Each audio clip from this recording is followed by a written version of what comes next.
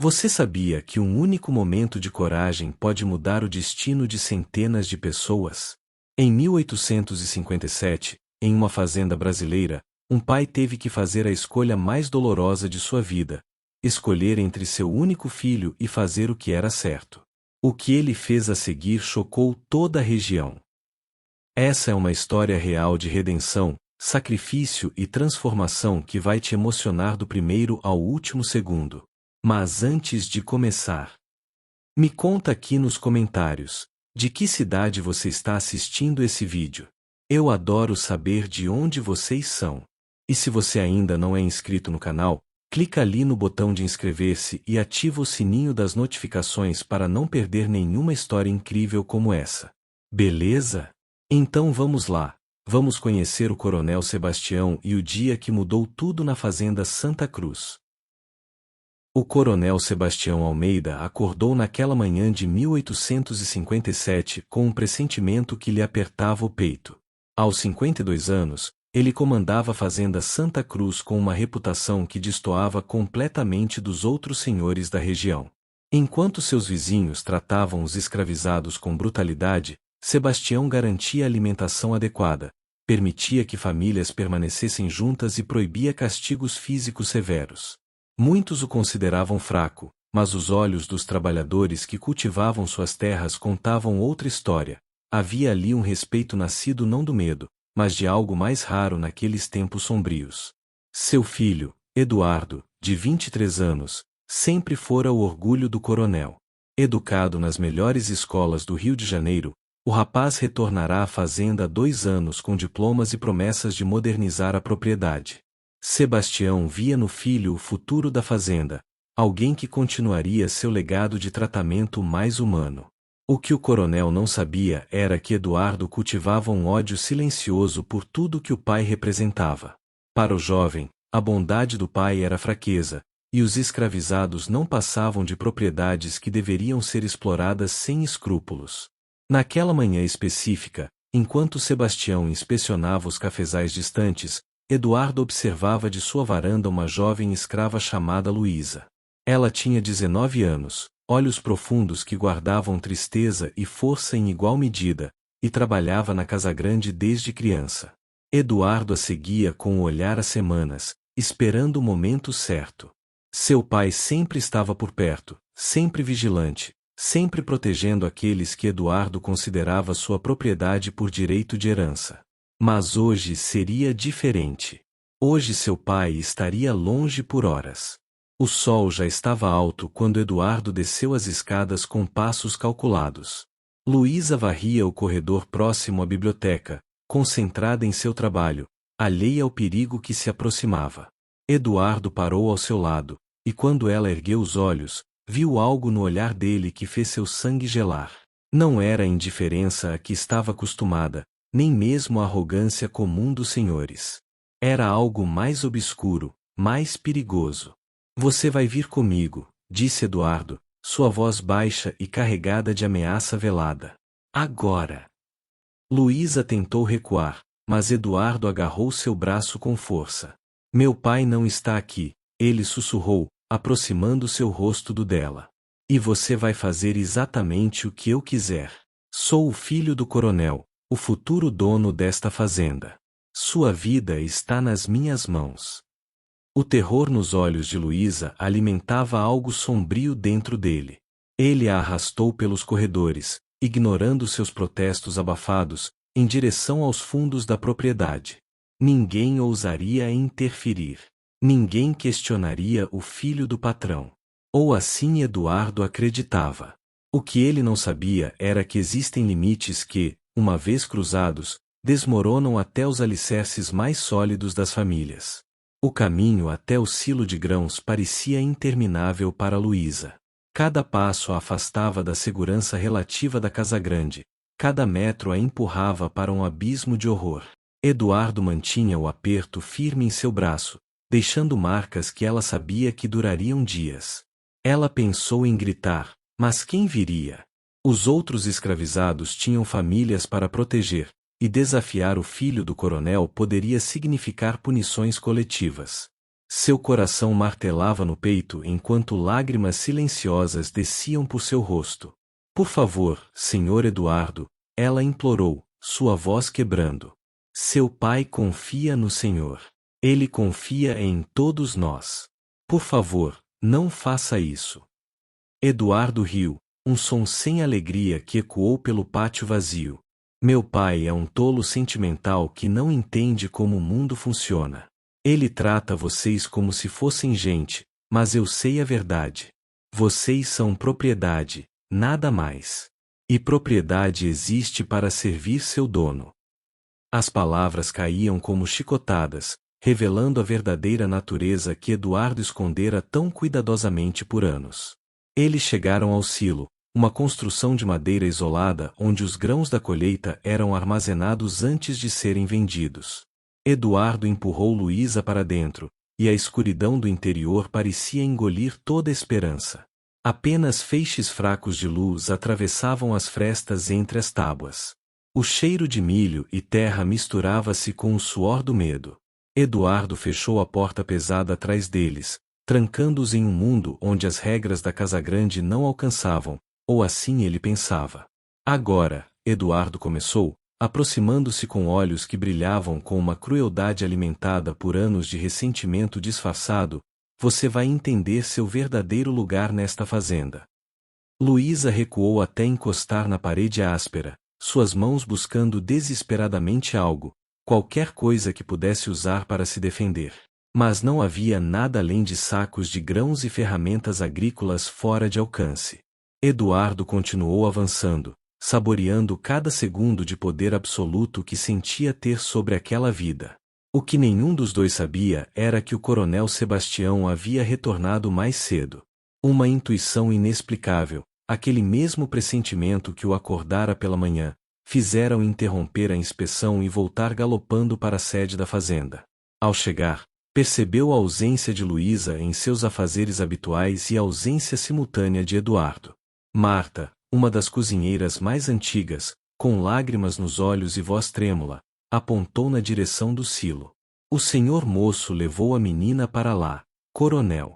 Ela estava chorando, mas ele não deixou ela falar. Sebastião sentiu o mundo desabar.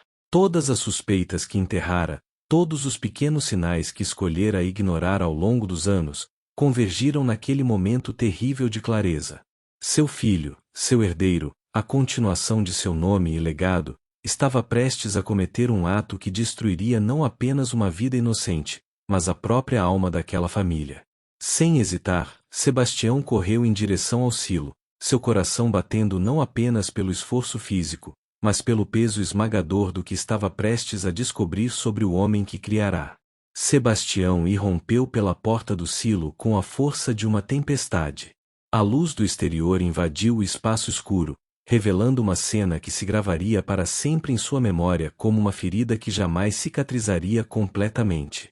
Eduardo estava a poucos passos de Luísa, que se encolhia no canto mais distante, o vestido rasgado na manga, o rosto marcado por lágrimas e terror puro. O silêncio que se instalou foi mais ensurdecedor que qualquer grito. Pai! Eduardo exclamou, tentando rapidamente recompor a postura, mas a culpa já estava estampada em cada linha de seu rosto. Ele procurou palavras, desculpas, qualquer narrativa que pudesse torcer a situação a seu favor. Eu estava apenas, ela estava me provocando e eu. Mas as palavras morreram em sua garganta ao ver a expressão no rosto de Sebastião. Não era raiva que ardia naqueles olhos paternos, era algo muito pior. Era desilusão absoluta, uma decepção tão profunda que parecia drenar toda a vida do velho coronel. Sebastião avançou em silêncio, seus passos medidos e pesados como os de um homem caminhando para seu próprio funeral. Ele estendeu a mão para Luísa sem tirar os olhos de Eduardo. Venha, filha, disse com voz rouca, usando um tratamento que fez Eduardo estremecer de raiva e incompreensão. Luísa hesitou apenas um segundo antes de correr para trás do coronel, seu corpo inteiro tremendo. Sebastião sentiu as mãos dela agarrando suas costas, buscando proteção, e algo dentro dele se partiu definitivamente. Durante 23 anos, Sebastião começou, sua voz baixa e perigosamente calma, eu acreditei que estava criando um homem de honra. Eu te dei educação, oportunidades, ensinei valores que meu próprio pai nunca me ensinou. Eu tentei construir algo diferente nesta maldita fazenda, algo que permitisse que eu dormisse à noite apesar de viver em um mundo podre. Eduardo tentou interromper, mas Sebastião ergueu a mão, silenciando-o com um gesto. Fique quieto. Pela primeira vez na sua vida, você vai me ouvir e entender quem realmente é. O coronel caminhou até ficar a poucos centímetros de Eduardo, e o jovem, pela primeira vez, sentiu medo de seu pai. Você não é o homem que eu pensei ter criado. Você é uma mentira ambulante, uma máscara de civilidade escondendo um coração podre. E o pior de tudo, a voz de Sebastião finalmente quebrou, é que eu permiti isso. Eu vi os sinais e escolhi ignorá-los porque não queria aceitar que meu próprio filho fosse capaz de tamanha crueldade. Eduardo tentou se aproximar, mas Sebastião recuou como se o toque de seu filho pudesse contaminá-lo. Esta fazenda foi construída com sangue e sofrimento que eu não posso desfazer, Sebastião continuou, cada palavra carregada de dor. Eu sou um homem que vive em pecado por participar deste sistema monstruoso, mesmo tentando minimizar seus horrores. Mas você, ele apontou para Eduardo com um dedo trêmulo, você abraçou esse mal com prazer. Você se tornou exatamente o tipo de monstro contra o qual eu lutei minha vida inteira. As lágrimas finalmente começaram a rolar pelo rosto envelhecido do coronel, não de tristeza, mas de fúria justa e desolação paterna. O que viria a seguir mudaria não apenas suas vidas, mas o destino de todos na fazenda Santa Cruz. Você tem uma hora para reunir suas coisas essenciais, Sebastião declarou com uma firmeza que não admitia contestação. Depois disso, nunca mais quero ver seu rosto enquanto eu viver. Eduardo sentiu o chão desaparecer sob seus pés. Durante toda sua vida, ele fora o príncipe herdeiro daquele pequeno império rural. Seu futuro estava traçado: assumir a fazenda, expandir os negócios, tornar-se ainda mais poderoso que seu pai. E agora, em questão de minutos, tudo desmoronava. Você não pode fazer isso. Eduardo explodiu, sua verdadeira natureza finalmente revelada sem disfarces. Esta fazenda é minha por direito. Eu sou seu único filho, seu único herdeiro. Você vai morrer sozinho e tudo que construiu vai desaparecer. Sebastião permaneceu inabalável, embora cada palavra cravasse como punhal em seu coração de pai. Prefiro ver esta terra devolvida à selva do que deixá-la nas mãos de um homem como você. Eu tenho advogados no Rio de Janeiro que vão garantir que você não receba nem um palmo desta propriedade. Eduardo tentou outra abordagem, sua voz tornando-se suplicante, quase infantil. Pai, por favor. Eu cometi um erro, eu sei. Mas somos família. Sangue do seu sangue. Você não pode me jogar fora por causa de uma escrava. Foi a palavra errada no momento errado. Sebastião agarrou Eduardo pelo colarinho com força surpreendente para um homem de sua idade. Ela tem nome. Luísa. E ela é tão humana quanto eu ou você, com sonhos, medos e dignidade que você tentou roubar. Se há algo que eu aprendi nesta vida miserável, é que família não é sangue, é caráter.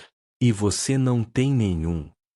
Sebastião arrastou Eduardo para fora do silo, atravessando o pátio sob os olhares atônitos dos trabalhadores que começavam a se reunir, atraídos pela comoção.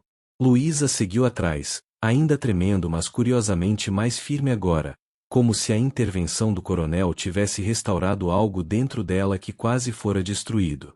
Na varanda da casa grande, Sebastião gritou para que todos se aproximassem. Eram raros os momentos em que o patrão convocava todos os escravizados simultaneamente, e geralmente significava punições ou anúncios importantes.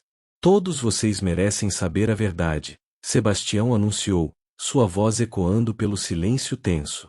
Meu filho tentou cometer um crime terrível contra Luísa. Ele abusou da posição que eu, tolo que sou, lhe concedi nesta fazenda.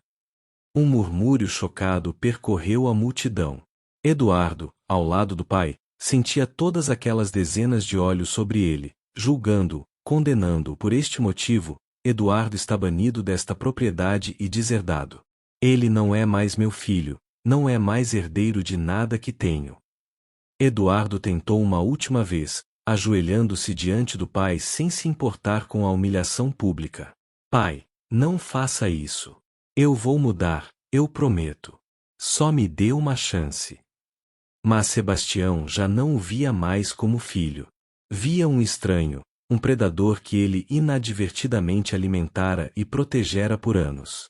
Suas chances acabaram no momento em que você arrastou essa menina para o silo. Agora vá.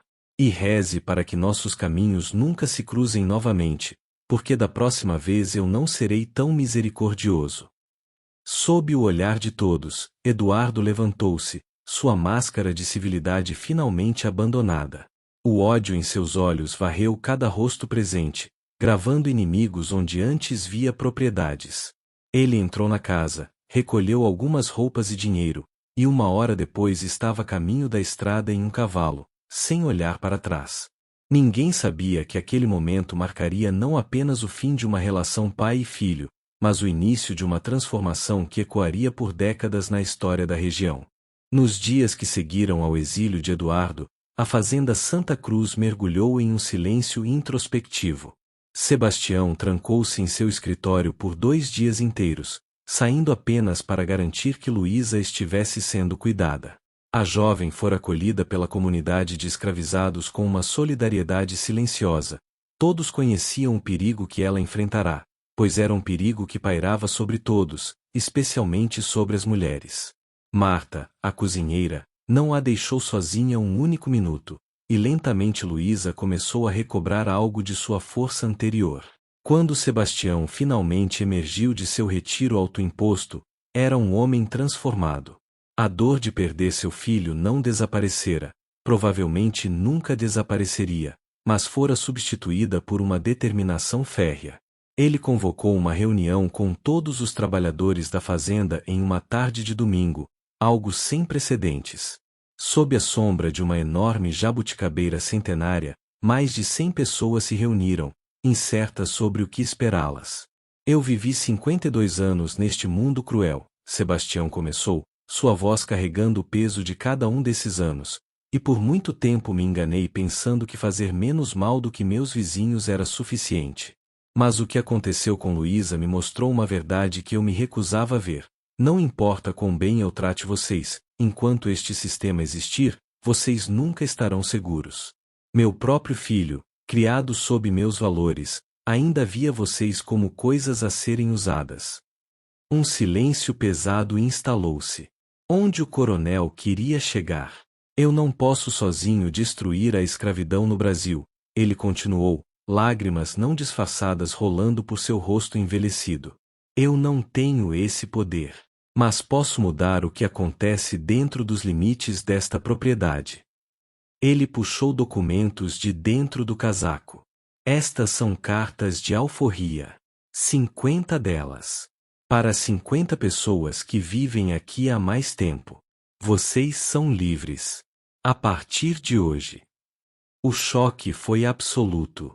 Mãos cobriram bocas, lágrimas brotaram de olhos que há muito esqueceram como chorar de alegria. Mas Sebastião não terminara. Para aqueles que ficam, eu estabeleço novas regras. Vocês receberão salários, pequenos, mas justos. Terão um dia de descanso completo por semana. Suas famílias permanecerão juntas, sempre. Construiremos uma escola para as crianças. E absolutamente nenhum castigo físico será permitido. Quem quebrar essas regras, seja capataz ou visitante, será expulso destas terras. Joaquim, um homem de 40 anos que trabalhava na fazenda desde criança, deu um passo à frente. Coronel, por que o senhor está fazendo isso? O senhor vai perder dinheiro. Os outros fazendeiros vão virar contra o senhor. Sebastião sorriu tristemente. Porque eu olhei nos olhos de uma menina aterrorizada e vi nela a filha que nunca tive. Porque percebi que meu filho se tornou um monstro não apesar de mim, mas por causa de mim. Por que criar um filho em um sistema que desumaniza pessoas criou nele a incapacidade de ver humanidade? E sim, ele continuou, eu vou perder dinheiro. Já estou recebendo cartas de fazendeiros vizinhos me chamando de louco, de traidor da classe. Mas que classe é essa que se sustenta em sangue e lágrimas? Que legado é esse que transformou meu próprio filho em um predador? Sebastião olhou cada rosto presente, memorizando cada expressão. Esta fazenda não será mais lucrativa, mas será um lugar onde posso dormir à noite. Onde vocês podem dormir à noite. E isso, percebi tarde demais, vale mais que todo o ouro do mundo. Nos meses seguintes, as mudanças se materializaram. Uma escola pequena mas digna foi erguida, onde crianças aprendiam a ler e escrever com uma professora contratada da cidade. Casas melhores foram construídas para as famílias. Os salários, embora modestos, permitiam economias pela primeira vez. E mais importante, um senso de dignidade começou a florescer onde antes havia apenas resignação. Luísa, em particular, tornou-se símbolo dessa transformação. Sebastião pagou para que ela aprendesse a costurar profissionalmente, e logo ela comandava um pequeno ateliê que atendia até mulheres da cidade, sua habilidade respeitada e remunerada. A fazenda de Sebastião tornou-se conhecida na região como aquela fazenda estranha, mas para quem vivia ali, era simplesmente o lugar mais próximo de liberdade que existia naquele Brasil escravocrata. 10 anos se passaram desde aquele dia fatídico no silo. Sebastião, agora com 62 anos, caminhava lentamente pelos terrenos da fazenda que transformará. Seus cabelos estavam completamente brancos, e suas costas curvadas pelo tempo e pelo trabalho árduo. A fazenda Santa Cruz nunca se tornará a mais lucrativa da região. Na verdade, rendera menos que as propriedades vizinhas. Mas continuava de pé, sustentável, e mais importante, digna. Luísa, agora com 29 anos, casara-se com João, um homem livre que conhecera em uma das feiras da cidade. Eles tinham 2 filhos que frequentavam a escola da fazenda, lendo e escrevendo melhor que muitos filhos de fazendeiros. Ela ainda trabalhava na propriedade, mas agora como funcionária assalariada respeitada, seu ateliê de costura trazendo renda tanto para ela quanto para a fazenda. Quando via Sebastião, sempre o cumprimentava com carinho genuíno. Ele salvara não apenas seu corpo naquele dia terrível, mas sua alma também. De Eduardo, nunca mais se soube diretamente. Boatos ocasionais chegavam de que ele se estabelecera em outra província, comprará terras com o dinheiro que levará, e gerenciava sua própria fazenda com a brutalidade típica da época. Alguns diziam que se tornará pior que a maioria, sua crueldade alimentada pelo ressentimento do exílio. Sebastião não procurou confirmação. Seu filho morrera para ele naquele dia no silo, e a dor dessa perda permanecia como uma cicatriz que doía em dias de chuva. Mas novos filhos haviam surgido para preencher esse vazio. Sebastião tornará-se padrinho de 17 crianças nascidas na fazenda após as mudanças. Ele sentava com as famílias em seus momentos de alegria e tristeza. Conhecia cada nome, cada história. E quando caminhava pela propriedade, não ouvia mais o silêncio tenso do medo, mas risadas de crianças, conversas entre adultos que planejavam futuros, canções que brotavam espontaneamente do trabalho compartilhado. Uma tarde, sentado sob a mesma jabuticabeira onde anunciará as mudanças anos antes, Sebastião recebeu a visita de um jovem advogado abolicionista de São Paulo. O rapaz viera estudar a fazenda, pois rumores de suas práticas incomuns haviam chegado aos círculos intelectuais da capital. Coronel, o jovem perguntou, como o senhor justifica ainda manter escravos, mesmo com todas as melhorias que implementou? Sebastião suspirou profundamente. Eu não justifico. Vivo com essa contradição todos os dias. Mas aprendi que mudança absoluta é impossível quando se vive dentro de um sistema corrupto. O que posso fazer é criar um espaço onde a dignidade humana seja respeitada dentro das limitações que a lei me impõe. Continuo libertando pessoas quando posso pagar suas alforrias. Já libertei 120 ao longo desses anos. Os que ficam, ficam porque aqui, contraditoriamente, têm mais segurança que teriam como libertos sem recursos em um país hostil. Mas e seu filho? O advogado pressionou, tendo ouvido rumores da história. Dizem que o Senhor o exilou por atacar uma escrava. Isso é verdade. Sebastião fechou os olhos, e naquele momento, o jovem advogado viu não um fazendeiro poderoso, mas um homem carregando fardos invisíveis. Meu filho me ensinou a lição mais dolorosa da minha vida, que criar alguém em um sistema desumano, mesmo tentando ensiná-lo humanidade, pode falhar tragicamente. Ele via essas pessoas como propriedades porque essa era a mensagem do mundo ao redor, mais alta que minha voz solitária. Ao exilá-lo, eu não estava apenas punindo. Estava reconhecendo meu próprio fracasso. E decidindo que, se não pude salvar meu próprio sangue da corrupção moral deste sistema, ao menos salvaria quem pudesse. Sebastião abriu os olhos e olhou diretamente para o jovem. Você e seus amigos abolicionistas lutam para destruir esse sistema de fora. Eu luto para minimizar seus danos de dentro. Ambos somos necessários. Ambos somos insuficientes sozinhos. E ambos, se formos honestos, chegamos tarde demais para milhões que já sofreram e morreram. O sol começava a se pôr sobre a fazenda Santa Cruz, tingindo o céu de laranjas e vermelhos. Sebastião levantou-se lentamente, ajudado pelo jovem advogado. Quando eu morrer, ele disse calmamente, meu testamento garante que cada pessoa ainda escravizada aqui seja libertada e receba uma parcela de terra. A fazenda será dividida entre todos que aqui trabalharam. Não será grande coisa para cada um, mas será deles. Conquistado com seu suor e lágrimas, finalmente reconhecido em papel legal.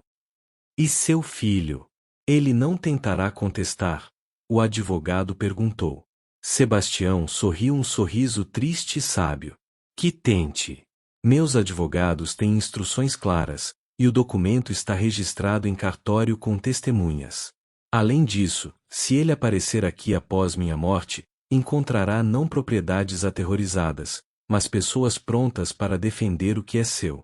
Essa é a verdadeira herança que deixo, não terras ou riquezas, mas dignidade recuperada. Anos depois, quando Sebastião finalmente faleceu, a fazenda Santa Cruz tornou-se legendária na região. Foi uma das primeiras propriedades onde todos foram libertados antes da Lei Áurea. Eduardo, ao saber da morte do pai, realmente tentou contestar o testamento, mas descobriu que enfrentava não um grupo de escravos aterrorizados, mas uma comunidade organizada com advogados e determinação férrea. Ele perdeu na justiça e desapareceu na obscuridade da história. Luísa viveu até os 83 anos, tempo suficiente para ver a escravidão abolida oficialmente no Brasil.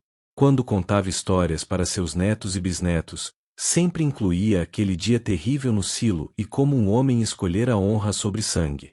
O coronel Sebastião não era perfeito, ela dizia, seus olhos ainda brilhando com clareza aos 80 anos. Ele viveu em pecado por participar da escravidão. Mas quando teve que escolher entre seu filho e fazer o certo, ele escolheu o certo. E essa escolha mudou não apenas minha vida, mas centenas de outras.